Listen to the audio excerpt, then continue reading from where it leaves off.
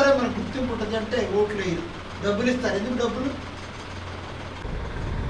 సంతోష్ అన్న పూనా ఫ్యాక్టరీలో కరపత్రం చేయాలి, తీసుకున్నట్టుకున్నారు. ఇప్పుడు మామూలుగా మళ్ళీ ఒక రీసెంట్గా ప్రొఫెసర్ గారు మీరు అందరూ కలిసి ఇంటర్నల్గా ఒక కరపత్రం తీస్తే సోషల్ మీడియాలో అందరికీ తెలియదు, దానికి మళ్ళీ ప్రచారం చేసే ఒక భావజాలను ముందుకు తీసుకెళ్ళాలని కోరుకుంటూ పూనా ఫ్యాక్ట్ అనేది చదివితే ఓట్లు రాబోయే రోజుల్లో సర్పంచ్ దగ్గర నుంచి ఆ సెక్షన్లో 4గురిలో 10 మందిలో ఎవరు క్యాలిబరు, ఎవరు పనిచేయగలరు, ఎవరు వాళ్ళు క్వాలిటీ ఉన్నవాళ్ళు ఎవరు, సబ్జెక్ట్ ఉన్నవాళ్ళు ఎవరు, నిలబడగలరు ఎవరు, వాళ్ళకి ఓట్లు వేయండి.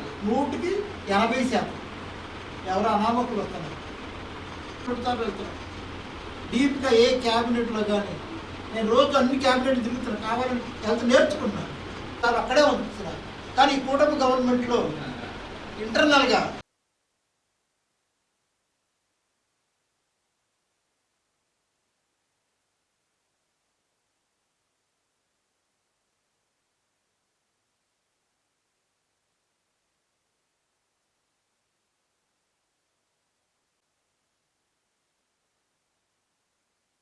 అందరికీ జై భీములు. మరి ఈరోజు 1932లో జరిగినటువంటి పూనా ప్యాక్ట్ అంటే పూనా ఒప్పందం ఏదైతే ఉందో దాని మీద మరి ఆంధ్రప్రదేశ్ ఏలూరు జిల్లా ఏలూరు నగరంలో మరి ఈ యొక్క రౌండ్ టేబుల్ సమావేశం ఏర్పాటు చేయడం జరిగింది. ఈ రౌండ్ టేబుల్ సమావేశంలో అంశం ఏంటంటే మరి భారతదేశంలో ఎస్సీ కులాల రాజ్యాధికార స్వేచ్ఛకు చీకటి రోజు. మరి దీని అంశం మీద ఈరోజు ఈ యొక్క రౌండ్ టేబుల్ సమావేశం ఏర్పాటు చేయడం జరిగింది. మరి చరిత్ర తీసుకున్నట్లయితే మరి చరిత్రలో బాబాసాహెబ్ అంబేద్కర్ సాధించినటువంటి ఏదైతే రాజ్యాధికార హక్కు ఉందో ఆ రాజ్యాధికార అనే హక్కుకి మరి అడ్డం పెట్టినటువంటి వ్యక్తి గాంధీ గారు. మరి గాంధీ గారి ఆలోచనలో మరి హిందూ దేశంలో హిందూ భాగంలోని వీళ్ళందరూ మా వాళ్ళే, వీళ్ళ రాజ్యాధికారానికి చేసుకోవడానికి మేము అవకాశం కల్పించమని చెప్పి వాళ్ళు మరి బాబాసాహెబ్ అంబేద్కర్ తీసుకొచ్చినటువంటి ఏదైతే హక్కు ఉందో హక్కుని కాలు రాసినటువంటి పరిస్థితి ఆనాడు మనకు తెలియజేస్తుంది, చరిత్ర చెప్తుంది. మరి ఇందాక మన వాళ్ళు రౌండ్ టేబుల్ సమావేశంలో మేధావులు మాట్లాడిన విధంగా మరి దీనికి సైమన్ కమిషన్ వేయడం జరిగింది. ఆ సైమన్ కమిషన్ ద్వారా మరి ఏదైతే అప్పుడు ఉన్నటువంటి బ్రిటిష్ ప్రధానులు ఎవరైతే ఉన్నారో మరి కమ్యూనల్ అవార్డు ఇవ్వడం జరిగింది. ఇక లాస్ట్గా రామ్సై మెక్డానల్డ్ ద్వారా మనకి ఈ కమ్యూనల్ అవార్డు రావటం, సపరేట్ ఎలక్ట్రోడ్స్ రావటం. ఈ సపరేట్ ఎలక్ట్రోడ్స్ అంటే ఎవరైతే భారతదేశంలో కొన్ని వేల సంవత్సరాలుగా మరి ఊరికి దూరంగా ఉండి అన్ని విధాలుగా సఫర్ అయినటువంటి కమ్యూనిటీ ఏదో ఉందో ఆ కమ్యూనిటీని రాజ్యాధికారం వైపు మళ్లించాలని మహనీయుడు బాబాసాహెబ్ అంబేద్కర్ తీసుకుని వస్తే దీనిని ఎట్టి పరిస్థితుల్లో మాకు అంటరానిగా చెప్పబడుతున్నట్టు షెడ్యూల్ క్యాస్టులు ఎవరైతే ఉన్నారో జీవితాంతం మాకు వాళ్ళు బానిసలుగానే ఉండాలి తప్ప రాజ్యాధికారం చేజిచ్చుకోవడానికి అవకాశం మేము కల్పించమని చెప్పి మరి ఆనాడు ఉన్నటువంటి కాంగ్రెస్ వాదులు అవ్వచ్చు, హిందూవాదులు అవ్వచ్చు, మనువాదాన్ని పాటించేటువంటి మదన్ మోహన్ మాలవ్య లాంటి వ్యక్తులైనా కావచ్చు, వీళ్ళందరూ కూడా ఏకమయ్యి మరి భారతదేశంలో ఎస్సీలకు రావాల్సినటువంటి సపరేట్ ఎలక్షన్స్కి అడ్డుపెట్టినటువంటి చరిత్ర ఆనాడు మనకు ఉంది. దీన్ని గ్రహించినటువంటి బాబాసాహెబ్ అంబేద్కర్ మరి ఎట్టి పరిస్థితుల్లో దీనికి అడ్డు వేస్తున్నారని చెప్పి ఎట్టి పరిస్థితుల్లో ఆ కమిషన్ని యాక్సెప్ట్ చేశారు, సైమన్ కమిషన్ని. అలాగే కమ్యూనల్ అవార్డుని బ్రిటిష్ ప్రధాని వాళ్ళతో మాట్లాడి ఆ మేధాశక్తి అంతటితో ఉపయోగించి మనకి ఈ హక్కు తీసుకురావడం జరిగింది. ఏదైతే ఆ రౌండ్ టేబుల్ సమావేశంలో మరి 3టికి అటెండ్ అయినటువంటి బాబాసాహెబ్ అంబేద్కర్ మరి గాంధీ గారు మొదటి రౌండ్ టేబుల్ సమావేశానికి అటెండ్ అవ్వాల. అక్కడ ఏం జరిగింది కూడా ఆయనకు తెలీదు. మరి బాబాసాహెబ్ అంబేద్కర్ రౌండ్ టేబుల్ సమావేశంలో బ్రిటిష్ వాళ్ళతో మాట్లాడినటువంటి మాటలనే ఆనాడు మీడియా మరి ఈ దేశంలో ఇప్పుడు వరకు మనుషులకి మానవ హక్కులు లేవు, మానవ హక్కుల గురించి మరి బాబాసాహెబ్ అంబేద్కర్ మాట్లాడటం వల్ల మీడియా మొత్తం ప్రపంచానికి తెలియజేసింది. ఈ దేశంలో భారతదేశంలో మరి బ్రిటిష్ వాళ్ళ గవర్నమెంట్లో కూడా ఇంకా ఎస్సీ అనే కమ్యూనిటీని అంటరాని వాళ్ళగానే చూస్తున్నారని చెప్పి ఆనాడు పేపర్లో పత్రికాముఖంగా చరిత్రలో మనకు రాయటం జరిగింది. ఇది హిస్టరీ, ఇది చరిత్ర.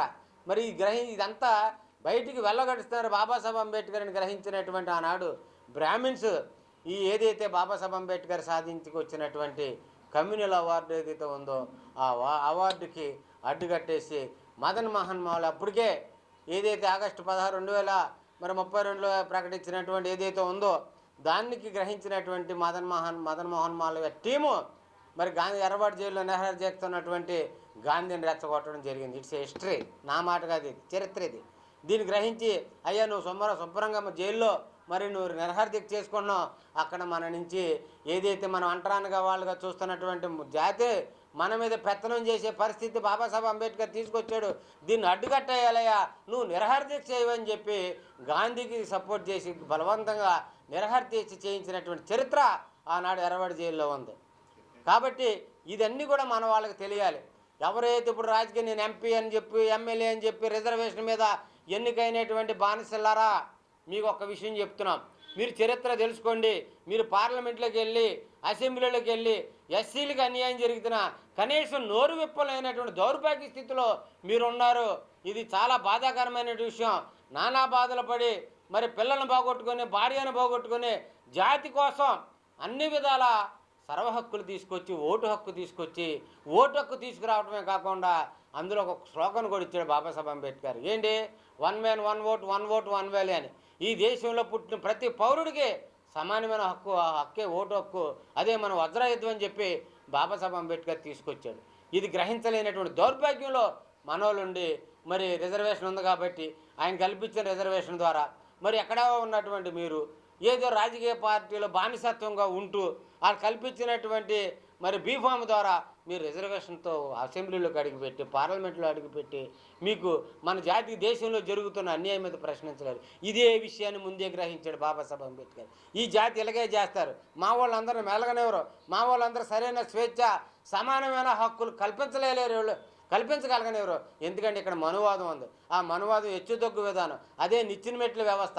ఈ నిచ్చిన మెట్ల వ్యవస్థలో నా జాతిని ఇంకా తొక్కేస్తారని గ్రహించి బాబాసాహెబ్ అంబేద్కర్ కమ్యూనల్ అవార్డు తీసుకురావడం అనేది జరిగింది. ఇది చరిత్ర, దీన్ని మరవకూడదు. మనవాళ్ళు తెలుసుకోవాల్సిన అవసరత నేటి సర్పంచుల దగ్గర నుంచి రాష్ట్ర ప్రధానమంత్రి రాష్ట్రపతి వరకు ఉందన్న విషయాన్ని మన వాళ్ళందరూ కూడా తెలుసుకోవాలి.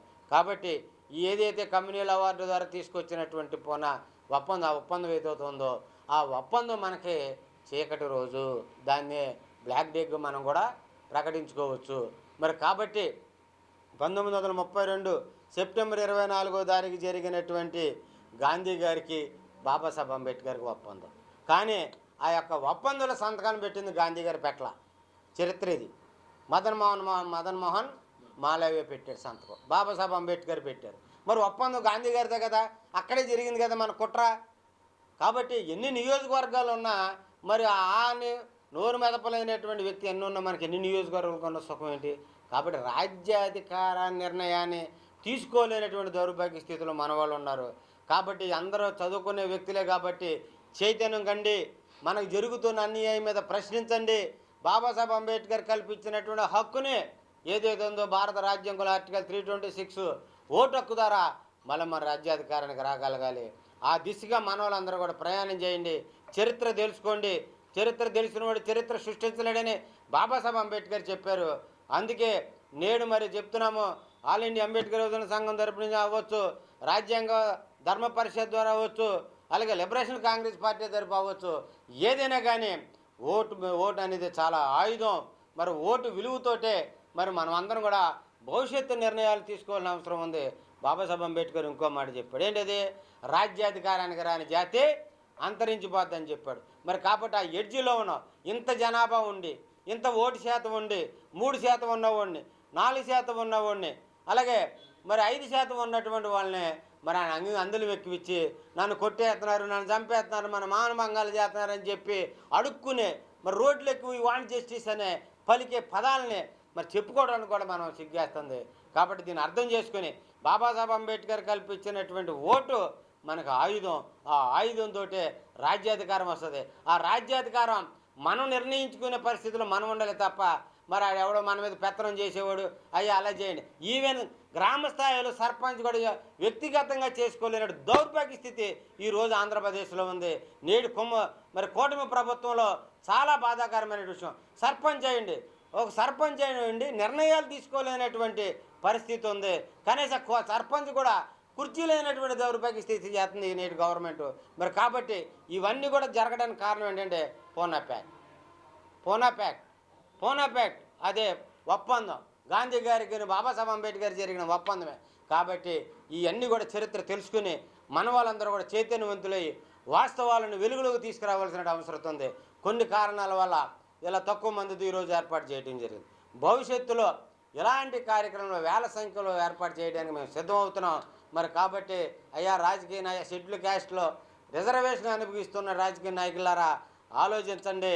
మీ యొక్క స్వార్థం కోసం, మీ కుటుంబం యొక్క అభివృద్ధి కోసం, మీ యొక్క ఇదే రాజ్యాధికారాన్ని ఎంజాయ్ చేయడం కోసం, ఆ ఫ్రూట్ని ఎంజాయ్ చేయడం కోసం ముందుకు వస్తున్నారే తప్ప నేను బాబాసాహెబ్ అంబేద్కర్ కల్పించినటువంటి ఏదైతే ఓటు హక్కు ఉందో దాని ద్వారా వస్తున్నానో పే బ్యాక్ టు సొసైటీ ఆయన కల్పించినటువంటి పే బ్యాక్ ఏదైతే చెప్పాడో మరి చెప్పిన 1956 మరి ఫిబ్రవరి 18వ తారీఖు చెప్పినటువంటి మాట ఏదైతే ఉందో దాన్ని మీరు తప్పనిసరిగా పాటించాలి.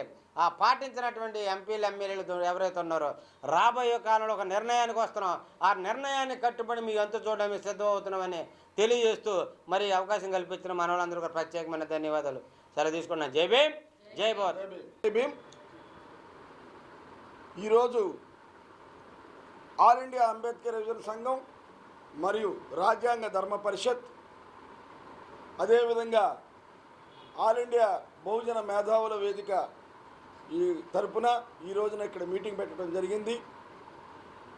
నవభారత రాజ్యాంగ నిర్మాత భారతరత్న డాక్టర్ బాబాసాహెబ్ అంబేద్కర్ గారు 1932 సెప్టెంబర్ 24న ఈ భారత జాతి మొత్తం మహాత్మా గాంధీ జాతిపిత అని పిలుచుకునేటువంటి మోహన్ దాస్ కరమ్చంద్ గాంధీ గారికి కరుణామయుడయి ప్రాణభిక్ష పెట్టినటువంటి రోజు 1932 సెప్టెంబర్ 24.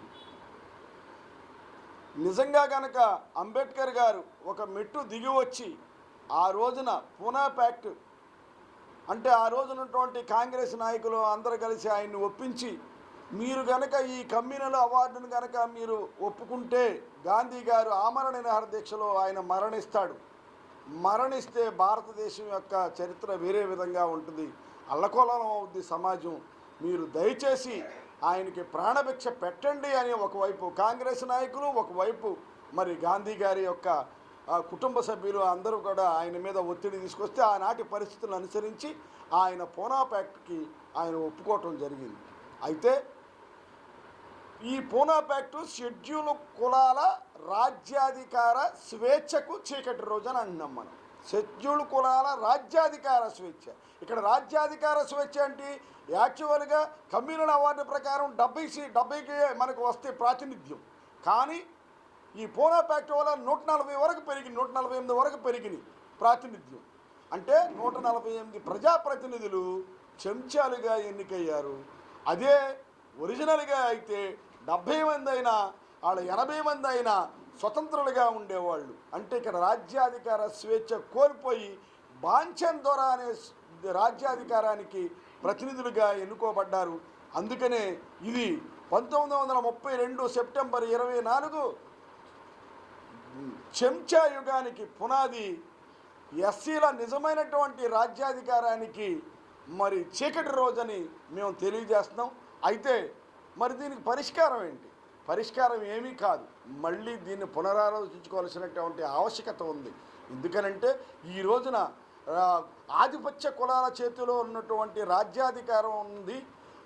ఆయా పార్టీలు నుంచోబెట్టినటువంటి క్యాండిడేట్లు అంటే ఎస్సీ కులాల నుంచి కానీ బీసీ కులాల నుంచి కానీ ఉన్నటువంటి ప్రజాప్రతినిధులు, చెయ్యెత్తే ప్రతినిధులు ఎస్బాస్ అయ్యేవాళ్లే కానీ నిజంగా వాళ్ళ సామాజిక హక్కుల కోసం పోరాడేటువంటి వాళ్ళు కాదు. మళ్ళీ 1932 పూనా ప్యాక్ట్ మీద చర్చ జరగాలి. అందుకనే మేము దాని గురించి ఒక ప్రణాళిక వేశాము. విద్యా సంస్థల్లోనూ యూనివర్సిటీల్లోనూ దీని మీద చర్చ జరిపి ఖచ్చితంగా షెడ్యూల్డ్ కులాల బహుజనుల యొక్క ప్రజాప్రతినిధులు వాళ్లే ఎన్నుకునేటువంటి విధంగా మళ్ళీ మార్పు రావాలి.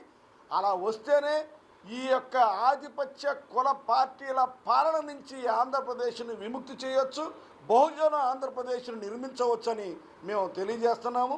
ఎందుకనంటే ఈ సిస్టమ్ ఉన్నంత కాలము అవి ఏ పార్టీ అయినా, కాంగ్రెస్ అవ్వచ్చు, వైసీపీ అవ్వచ్చు, తెలుగుదేశం అవ్వచ్చు, సిపిఐ అవ్వచ్చు, సిపిఎం అవ్వచ్చు, బీజేపీ అవ్వచ్చు.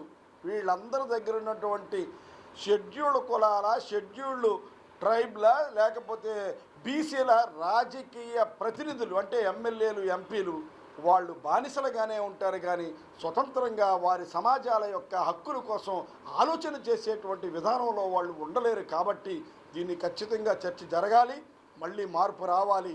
ఆ దిశగా అందరం ప్రయత్నం చేస్తామని తెలియజేస్తూ ప్రొఫెసర్ అన్నేడిపాల్. జై భీమ్.